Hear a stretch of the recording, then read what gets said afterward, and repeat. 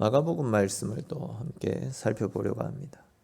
우리가 지난 시간까지 살펴봤더니 다니엘서 말씀을 살피던 중에 성도님들 중에서 다니엘서 말씀을 마치면 다시금 복음서를 전해주셨으면 좋겠다라고 하시는 분들이 계셨습니다. 또 그런 부분들도 있겠고, 또 사복음서 중에서도 가장 먼저 기록된 책이 이 마가복음입니다. 마태복음도 그렇고 누가복음도 그렇고 이 복음서들이 복음서 중에서도 가장 먼저 시작된 복음서의 시조라고 할 수 있는 이 마가복음을 근간으로 해서 기록한 책입니다. 이게 이제 복음서의 시조라 할 수 있는 마가복음 말씀을 함께 나누면서 은혜를 나누는 것도 의미가 있겠다 싶어서 오늘부터 해서 마가복음을 살펴보려고 합니다. 개인적으로 이제 바라는 것은 우리가 마가복음을 함께 살펴보고 묵상하는 동안 우리 인생 속에 다시금 진짜 예수 그리스도밖에 없구나 이런 확신과 믿음이 되살아나고, 우리 성도님들 한 분 한 분이 코로나19로 인해서 침체되어져 있는, 위축되어져 있는 신앙이 회복되고, 더 나아가서 복음을 처음 접했을 때, 주님을 처음 만났을 때의 감격과 감사를 다시금 회복해서 주님 앞에 우리의 삶과 우리의 신앙이 회복되어지는 그런 은혜의 계기가 되었으면 좋겠다 하는 마음이 간절합니다. 자, 이제 우리 마가복음 말씀을 살펴보기에 앞서서 항상 그랬듯이 마가복음의 배경을 먼저 말씀을 드릴까 합니다. 마가복음이라는 이름에서도 알 수 있듯이 마가복음은 마가가 기록한 책입니다. 그렇다면 여러분, 이 마가가 누구입니까? 얼마 전 수요 기도회 때 사도행전 13장 말씀을 살펴보면서 잠시 언급했던 부분인데, 그때는 이제 시간 관계상 자세하게 말씀드리지 못했던 부분들이 있었습니다. 그래서 오늘 다시 이제 한 번 더 이 마가에 대해서 설명을 해드리겠습니다. 많은 분들이 혼동하는 것 중에 하나가, 마가복음을 마가가 기록했기 때문에 이 마가가 예수님의 12제자 중에 한 명이었을 것이다 이렇게 생각하는데, 마가는 예수님의 12제자가 아닙니다. 마가는 이 사도행전에 나타나는 바나바의 조카입니다. 그리고 굉장히 부유한 환경에서 자랐습니다. 예수님께서 최후의 만찬을 즐기실 때에 한 방을 빌리지 않습니까? 그때 자기의 방을 내어주었던 사람이, 최후의 만찬을 위해서 방을 내어주었던 사람이 이 마가입니다. 또한 마가의 다락방에서 120명의 성도들이 함께 모여서 기도하는 가운데 오순절 성령의 강림 사건을 경험하게 됩니다. 그 성령 강림 사건을 시작으로 초대교회가 시작되지 않았습니까? 그러니까 이 마가는 120명의 성도가 함께 모여서 함께 기도하고 함께 공동체 생활을 이룰 수 있는 그런 교회를 시작할 수 있을 만큼 커다란 집을 소유하고 있었던 굉장한 부자였습니다. 그러다 보니까 고생을 모르고 자란 사람 아니겠습니까? 그런 사람이 이제 오순절 성령 강림 사건을 통해서 큰 은혜를 받게 됩니다.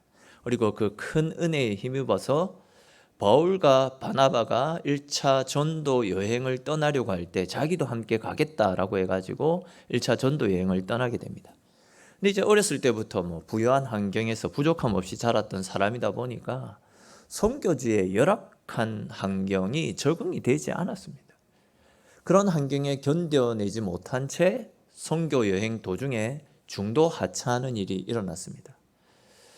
그렇게 이제 마가가 선교 여행 중 중도 하차하게 된 이유가 열악한 환경을 견디지 못했던 그런 부분도 있겠지만, 얼마 전에도 말씀드렸듯이 분명 자기가 선교 여행을 떠날 때에는 자기 외삼촌 바나바가 선교대의 리더였습니다.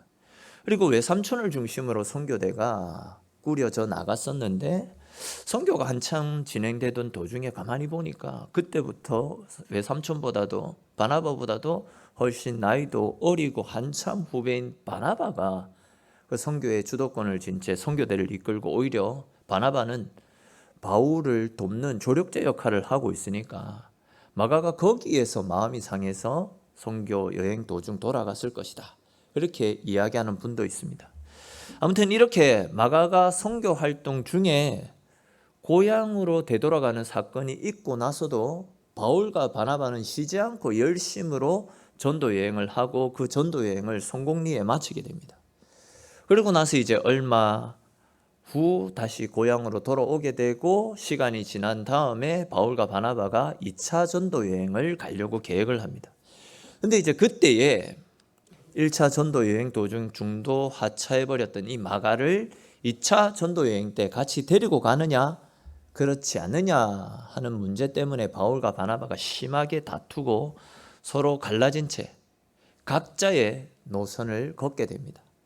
그리고 이제 바나바는 바나바 나름대로 전도 여행을 가게 되고 그 전도 여행을 마치고 돌아와서 얼마 되지 않아서 바나바가 죽어버립니다.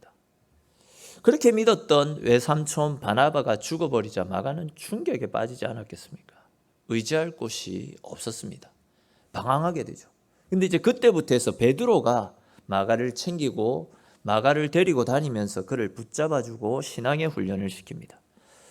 당시 베드로는 헬라어를 할 줄 몰랐습니다. 히브리어만 할 줄 알았습니다. 당시 세계 공용어가 헬라어인데 베드로가 헬라어를 못했습니다. 그래서 이제 마가가 베드로를 따라다니면서 통역관 역할을 하며 베드로와 함께 복음을 전합니다. 그러면서 이제 그의 신앙도 굉장히 자라나고 훗날에는 베드로로부터 나의 아들, 즉 나의 후계자라고 칭함을 받을 정도로 굉장히 믿음이 성장하게 됩니다. 그러면서 이제 시간이 지나는데 AD 64년에 세계적으로 큰 사건이 일어나죠. 당시 이제 정신 착락 증세에 빠졌던 네로 황제가 로마 시내에 큰 불을 저지르는 대형 사고가 일어나지 않습니까? 그로 인해서 로마의 민심이 굉장히 흉흉해집니다. 그리고 네로를 끌어내자라는 이런 반란 분위기가 조성됩니다. 이게 이제 로마 정부에서 백성들의 관심을 돌릴 수 있는 희생양을 찾게 되죠. 그래서 이제 로마 정부에서는 이 대형 화재가 그리스도인들에 의해서 일어난 것이다 라고 거짓 프레임을 씌워서 그리스도인들을 잡아 가두고 사자의 밥으로 던지거나 고문과 핍박을 통해서 그리스도인들을 죽여버리는 온갖 만행을 다 저질렀습니다. 단지 믿는다라는 이유로 이렇게 억울한 누명을 쓰고 비참한 죽음을 당하다 보니까 이 그리스도인들 사이에서 신앙적 해이와 갈등들이 많이 생겨나지 않았겠습니까? 과연 하나님 살아계신가? 하나님이 살아계시다라고 한다면 왜 우리에게 이런 시련과 고통을 주시는 것인가? 수많은 그리스도인들이 그때 절망과 낙심을 하며 신앙을 버리고 하나님을 떠나가고 있었습니다. 이처럼 환난과 고통 속에서 희망을 상실한 채 살아가던 그리스도인들에게 희망의 빛을 보여주기 위해서 기록한 책이 바로 이 마가복음입니다. 하나님의 아들 예수 그리스도의 복음의 시작이다 라는 말씀으로 시작되어집니다. 즉 예수 그리스도께서 우리를 구원해 주시고 우리에게 영원한 생명을 주시기 위해서 이 땅에 찾아오셨다. 우리의 삶은 이 땅에서의 삶이 전부가 아니라 영원한 하나님 나라가 준비되어져 있다. 그러므로 절망 가운데서도 끝까지 신앙을 포기하지 말고 하나님의 아들 예수 그리스도를 바라보면서 소망을 품고 믿음을 지켜라. 마가복음은 바로 이러한 목적으로 기록한 책입니다. 마가복음을 기록한 이 목적대로 우리 역시도 코로나19라고 하는 이 크나큰 위기로 인해서 신앙의 위협을 비롯해서 경제와 삶의 다양한 위기를 겪고 있지만 이 위기, 이 고난 속에 한 줄기 빛으로 찾아오신 하나님의 아들 예수 그리스도를 바라보면서 예수 그리스도께서 주시는 힘과 은혜로 이 위기를 뛰어넘고 주님 주시는 평안과 은혜를 누리며 주님과 함께 날마다 승리의 삶을 살아가시는 저와 여러분들이 되시기를 축원합니다. 서론이 조금 길었는데 이제 본격적으로 말씀을 한번 살펴보겠습니다. 마가는 이 책이 하나님의 아들 예수 그리스도의 복음의 시작이다 라고 밝힌 다음에 예수님의 오심을 알리는 사도 요한을 소개하면서 오늘 본문을 열어가고 있습니다. 마가는 세례 요한을 가리켜서 이사야서 말씀에 기록된 대로 예수님이 오시는 길을 미리 준비하고 세상 사람들에게 메시아이신 예수님을 소개하며 예수님의 길을 준비하였던 인물이다. 그렇게 세례 요한을 소개하고 있지 않습니까? 잘 아시듯이 이 세례 요한은 제사장 가문의 사람입니다. 또한 그의 어머니 엘리사벳은 대제사장인 아론 가문의 사람입니다. 다시 말해서 이 세례 요한은 제사장 가문의 사람으로서 잘만 하면 대제사장까지도 지낼 수 있는 아주 혈통 좋은 집안의 사람이었습니다.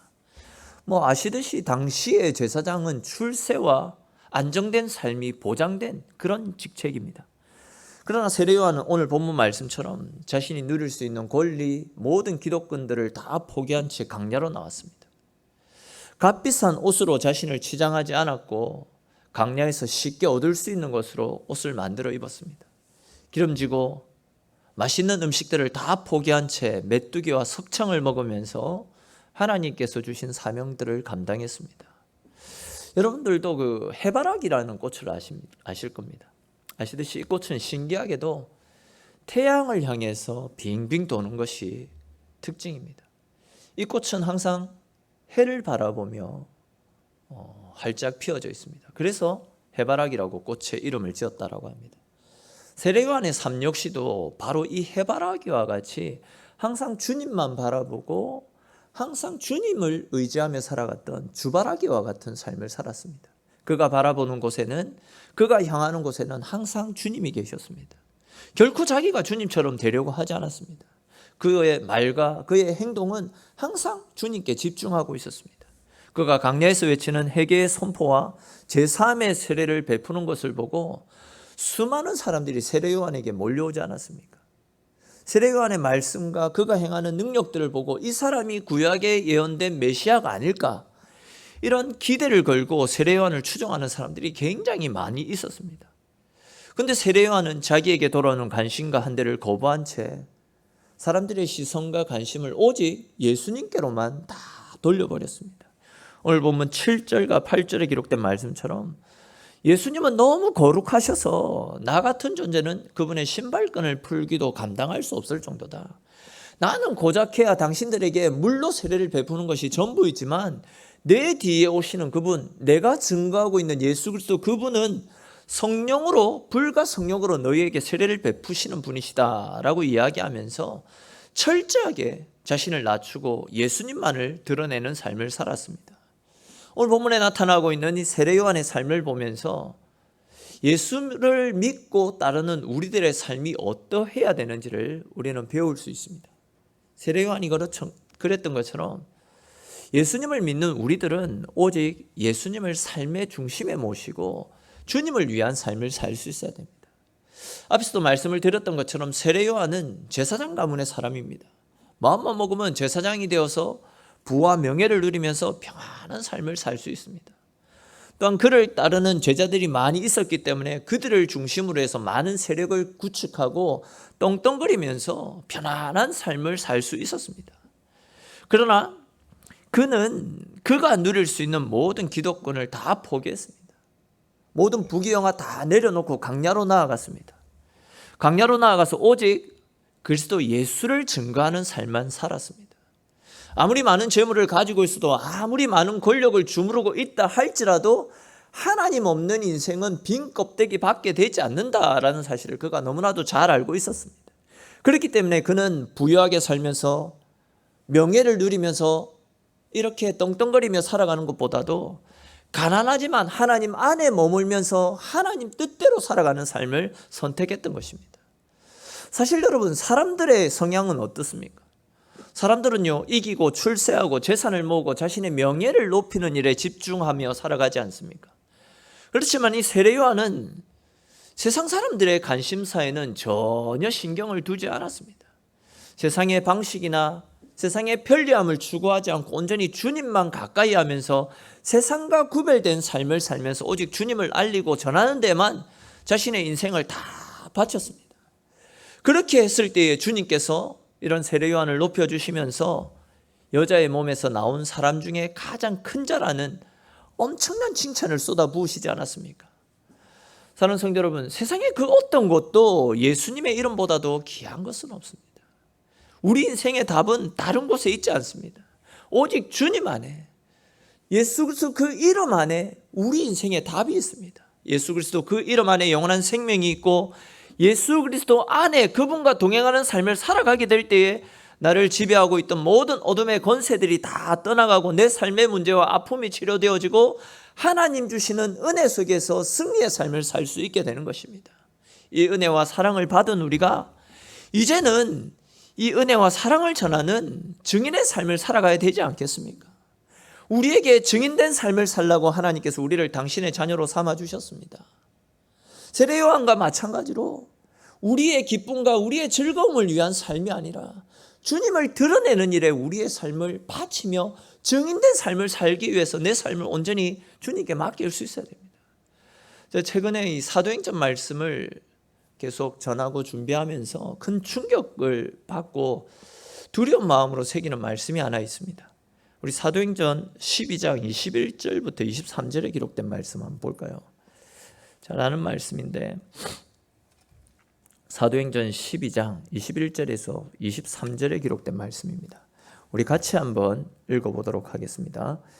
헤롯이 나를 택하여 왕복을 입고 단상에 앉아 백성에게 연설하니 백성들이 크게 부르되 이것은 신의 소리요 사람의 소리가 아니라 하거늘 헤롯이 영광을 하나님께 돌리지 아니하므로 주의 사자가 곧 친히 벌레에게 먹혀 죽으니라. 아멘. 이 말씀은 피조물로서 즉 하나님으로부터 창조된 존재로서 자기의 위치를 지키지 않는 사람의 말로가 어떻게 되는지를 보여주는 말씀입니다. 우리도 헤롯처럼 교만하게 살다가 이 하나님으로부터 버림받는 이런 비참한 인생은 살지 않아야 되지 않겠습니까? 그럼 우리는 주님을 드러내는 주님의 증인이지 주님보다 앞서고 주님을 이용해서 내 자신의 명예를 누리는 그런 삶을 살아가서는 안 됩니다. 세례 요한은 세상의 박수갈채가 자신을 향해 쏟아지는 중에서도 자신의 위치가 무엇이고 내가 왜 부름을 받았는지 나에게 하나님이 주신 사명이 무엇인지를 너무나도 잘 알았기 때문에 자신을 소개할 때에 나는 강야에서 외치는 사람이라고 소개한 것이 아니라 나는 강야에서 외치는 소리라고 자신을 소개하지 않습니까?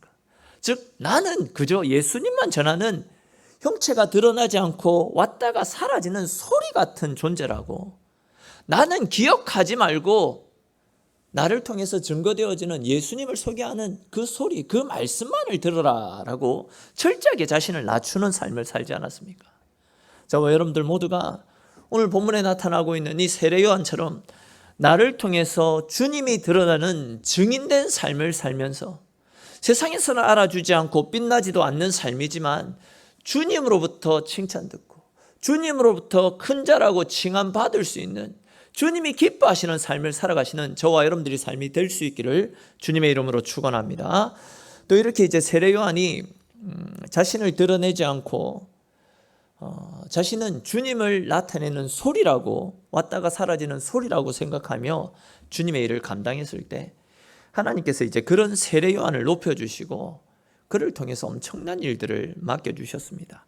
오늘 본문에서는 좀 정확하게 나타나지 않는데 오늘 본문과 병행구절인 누가복음 3장 1절 2절 말씀 우리 같이 한번 읽어볼까요? 누가복음 3장 1절 2절 말씀입니다. 같이 읽겠습니다. 디베로 형제가 총취한 지 15해 곧 본디오 빌라도가 유대의 총독으로 헤롯이 갈릴리의 분봉왕으로 그 동생 빌립이 이두레와 드라고니 지방의 분봉왕으로 루사니아가 아빌레네의 분봉왕으로 안나스와 가야바가 대제사장으로 있을 때에 하나님의 말씀이 빈들에서 사가랴의 아들 요한에게 임한지라. 아멘. 자, 누가복음 3장 1절 2절 말씀을 쫙 보시면 누가는 이 세례 요한을 설명하기 앞서서 그 당시의 황제 그리고 그 당시의 분봉왕 그리고 대제사장의 이름을 쭉 멸거시킵니다. 세상의 정치인들, 세상의 권력자들, 힘 있는 자들을 쭉 열거시킵니다. 그런 다음에 하나님의 말씀이 빈들에 있던 세례 요한에게 임하였다라고 이야기합니다. 사실 하나님의 말씀이 빈들에 있던 세례 요한에게 임하였다라는 이 말씀은 신학적으로 굉장히 중요한 표현입니다. 아시듯이 이스라엘은 죄로 인해서 바벨론에 의해서 멸망을 당했습니다. 그리고 이제 그렇게 멸망을 당한 후 유다의 마지막 선지자였던 말라기 말라기를 끝으로 이스라엘에는 더 이상 하나님의 말씀이 임하지 않았습니다. 그렇게 이제 하나님의 말씀이 임하지 않았던 시간이 대략 한 400년 정도의 긴 시간이었습니다. 이렇게 이제 400년 동안 하나님께서 이스라엘에게 그 어떤 계시나 그 어떤 환상도 그 어떤 말씀도 주시지 않았다라고 해서 그 400년의 시간을 신학적으로 침묵기, 때로는 암흑기 그렇게 표현을 하고 있습니다. 근데 보십시오. 그렇게 이제 400년 동안 하나님께서 침묵을 지키시고 더 이상 말씀을 주시지 않다가 400년 만에 하나님의 말씀이 임했습니다. 근데 그 말씀이 빈들에 있었던 세례 요한에게 임했다라고 말씀하고 있죠. 누가복음 3장 1절에 나타나고 있듯이 당시 이스라엘에는요 많은 정치인들이 있었습니다. 종교 지도자들이 많이 있었습니다. 또한 이스라엘에는 예루살렘 성전이라고 하는 거룩한 하나님의 집도 있었습니다. 그리고 그 거룩한 하나님의 성전을 지키면서 이스라엘 백성들을 영적으로 이끌어가던 대제사장들도 있었더랬습니다. 그런데 보시면 하나님의 말씀이 거룩한 성전이 아니라 빈들에서, 또한 제사장도 아니고 이름도 알려지지 않았던 젊고 새파랗던, 어떻게 보면 야인에 불과했던 세례 요한에게 임했던 겁니다. 이 일을 통해서 우리는 영적인 권위는 사람이 만들어 놓은 어떤 제도나 어떤 틀 속에서 비롯되어지는 것이 아니라 오직 하나님으로부터 비롯되어진다라는 사실을 발견할 수 있습니다. 이 말씀이 무슨 이야기인지 한번 잘 들어보십시오. 하나님은 당신의 나라를 섬길 믿음의 사람들을 세우시고 그들에게 직분을 주시고 그들을 통해서 하나님의 일을 맡겨주셨습니다. 근데 이제 그렇게 세워진 사람들이 시간이 지나면서 매너리즘에 빠지고 때로는 교만해지거나 나태해져서 자기들의 임무를 제대로 감당하지 못하게 될 때에, 아니 감당하지 않을 때에 하나님은 전혀 뜻밖의 사람들을 세우시고 그들을 통해서 하나님의 일을 맡길 때가 종종 있습니다. 특별히 이제 사사기서 말씀해 보시면 그런 내용들이 자주 나타나죠. 이스라엘이 영적으로 침체했는데 그들을 일깨울 사람이 없으니까 하나님께서 장애인이었던 에웃이라는 사람을 통해서 이스라엘을 회복시킵니다. 아시듯이 당시 여인들은 사람 취급을 받지 못했습니다. 죄송하지만 개나 짐승처럼 취급받았던 것이 당시 이스라엘 여성이었습니다. 근데 이스라엘이 영적으로 침체되고 그런데도 불구하고 그들이 일어나서 하나님을 찾지 않을 때에 하나님은 이스라엘 사람들이 짐승처럼 여겼던 드보라라고 하는 여인을 통해서 이스라엘을 회복시켜 나가지 않았습니까? 믿음의 사람들이 없을 때에, 하나님을 찾고 하나님께 엎드리는 사람이 없을 때에 하나님은 장애인을 통해서, 때로는 개나 짐승처럼 여기는 그 여인들을 통해서도 하나님의 일들을 펼쳐나갔다라는 겁니다. 마찬가지로 예수님 당시 제사장이 있었습니다. 유능한 정치 지도자들도 있었고 권력 있는 사람들도 많이 있었습니다. 누가복음 3장 1절에서 그 권력자들을 열거하는 이유가 무엇이겠습니까? 그렇게 많은 사람이 있었음에도 불구하고 깨어있는 사람이 없었기 때문에 하나님께서 말씀을 광야에서 생활했던 세례 요한에게 주었다. 바로 그 사실을 가르쳐 주기 위해서 그 정치인들, 힘 있는 자들을 계속 열거했던 것 아니겠습니까? 우리가 착각하는 것 중에 하나가 무엇이냐면 목사이기 때문에, 장로이기 때문에, 권사이기 때문에, 집사이기 때문에 하나님께서 사용해 주실 것이고 이 사람을 중심으로 하나님의 특별한 은혜와 능력들이 주어질 것이다. 이런 생각들을 많이 하는데 천만의 말씀입니다. 아무리 직분을 가지고 있어도 영성이 부족한 사람과 하나님을 의지하는 믿음이 없는 사람은 하나님이 결코 쓰시지 않습니다. 하나님은 빈들에 있던 세례 요한처럼 믿음으로 깨어있는 사람이나 하나님과 호흡하며 하나님의 능력을 사모하는 사람들을 통해서 당신의 위대한 일들을 보여주시고 그들을 통해서 하나님의 일들을 펼쳐나가십니다. 여러분, 우리는 영성은 부족하면서 직분을 탐하거나 하나님과 교제는 전혀 하지 않으면서 하나님의 은혜는 받고 싶어하는 그런 삶을 살아가서는 안 됩니다. 하나님은 대제사장이라고 하는 타이틀을 가지고 의시되는 사람보다도 또한 총독이나 분봉왕 같은 권력을 가지고 어깨에 힘을 주고 다니는 사람들보다도 빈들에서 아무도 알아주는 사람은 없어도 하나님께 인생을 걸고 날마다 하나님과 교제하고 하나님께 엎드리는 사람, 한 영혼을 살리기 위해서 목숨 걸고 주의 복음을 전하는 사람, 먹을 것이 없는 상황 가운데서도 메뚜기나 석청을 먹으며 살아가지만 하나님 주시는 말씀으로 영적으로 배불렀던 사람, 그 사람에게 말씀을 주셨고 그 사람 세례 요한을 통해서 어둠을 밝혀나가는 위대한 일들을 맡겨주셨던 겁니다. 다른 교회 성도인데 벌써 몇 개월째 우리 교회로 나와서 새벽 기도를 하는 청년이 하나 있습니다. 한 열흘 정도 된 것 같은데 그분이 이제 낮에 저에게 찾아왔습니다. 취업을 해서 타지로 나가게 됐는데 그동안 감사했다는 인사를 하러 왔더라고요. 그분이 이제 이런 이야기를 했습니다. 자기가 그렇게 신앙이 좋거나 열심히 믿었던 것이 아닌데 우리 교회에 오면 그렇게 기도가 잘 된다라고 합니다. 그렇게 좋다고 합니다. 하루는 이제 새벽 기도 때 최근에 겪은 일을 이야기해 주던데 새벽 기도회 때 기도를 하는데 한상 중에 누군가가 자기 옆에서 자기를 위해서 기도하는 것이 딱 보이더라는 겁니다. 아마 예수님께서 자기를 위해서 기도해 주시는 것이다. 그런 생각을 하고 있던 모양이더라고요. 저는 그 청년의 이야기를 들으면서 개인적으로 은혜도 많이 되었고 도전도 많이 되었습니다. 또 한편으로는 하나님 앞에 죄송하고 부끄럽기도 했습니다. 저에게 얼마나 하나님을 향한 열정이 식었으면 하나님께서 이렇게 다른 교회 청년을 통해서 우리가 기도하는 현장에 예수님이 찾아오시고 그 현장에 우리를 위해서 함께 기도하시는 장면을 보여주셨을까? 그 청년의 이야기처럼 그 청년은 신앙이 깊은 것도 특별한 열심이 있는 것도 아닙니다.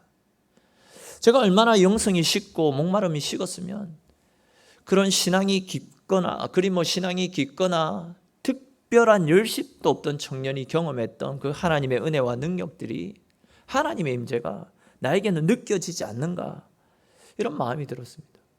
여러분 코로나19라고 하는 큰 재난으로 우리의 신앙과 영성이 많이 위축되고 있는 그런 상황 가운데서도 하나님은 그 청년에게 찾아가셨습니다.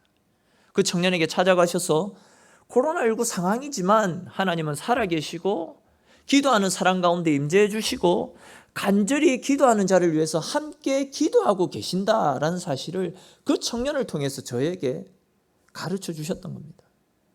목사님, 내가 얼마나 기도하지 않았으면 장로된 우리가, 권사된 우리가, 집사된 우리가 얼마나 기도하지 않고 얼마나 영성이 시들었으면 다른 교회를 다니는 그 청년을 통해서 그것도 신앙의 걸음마를 걷고 있는 분이 경험했던 하나님의 환상이 우리 속에는 일어나지 않는지 참으로 부끄러운 마음이 들었습니다.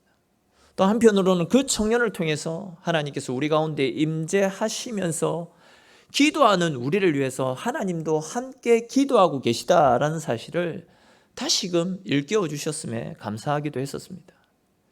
사랑하는 성도 여러분, 하나님은 권력자나 종교 지도자가 아니라 빈들에서 생활했던 세례 요한을 통해서 하나님의 말씀을 주셨던 것처럼 우리가 신앙적으로 나태해지고 오래된 습관을 따라 그냥 형식적으로 신앙생활을 하게 될 때에 우리들의 안이라고 나태한 신앙을 깨우치고 채찍질하기 위해서 때로는 이렇게 믿음이 연약하고 신앙의 걸음마를 걷는 사람들을 통해서도 당신의 살아계심을 보여주실 때가 있습니다. 여러분, 하나님은 직분을 따라 사회적 지위에 따라 일을 맡기지 않습니다. 안심해서는 안 됩니다. 하나님은 자신의 약함을 알고 오직 하나님 의지하는 사람, 이런 어려운 가운데서도 하나님 아니면 안 되겠구나라는 것을 깨닫고 하나님을 찾는 사람, 그런 사람에게 찾아오시고 그런 사람에게 하나님의 살아계심을 보여주십니다. 여러분, 코로나19의 이 위험한 상황, 이 상황을 절대 우리 신앙의 도피처로 삼아서는 안 됩니다. 그것을 핑계로 하나님과의 관계를 멀리하고 신앙생활을 소홀히 해서는 안 됩니다. 어렵기 때문에 우리는 더욱더 하나님을 의지하고 내일이 깜깜하기 때문에 더욱더 빛과 소망이 되시는 주님 바라보면서 어둠 속에서 빛을 찾아 나가야 되는 것입니다. 그렇게 할 때 주님이 우리를 높여주시고 지금의 위기를 뛰어넘을 수 있는 하늘의 힘과 은혜와 능력들을 부어주시는 것입니다. 저와 여러분들 모두에게 세례 요한과 같은 그런 심정들이, 그 청년과 같은 그런 마음들이 일어나서 언제나 겸손하게 하나님 바라보면서 하나님만 드러내면서 하나님만 의지하면서 하나님 주시는 은혜 가운데 살아가시는 저와 여러분들의 삶이 될 수 있기를 주님의 이름으로 축원합니다.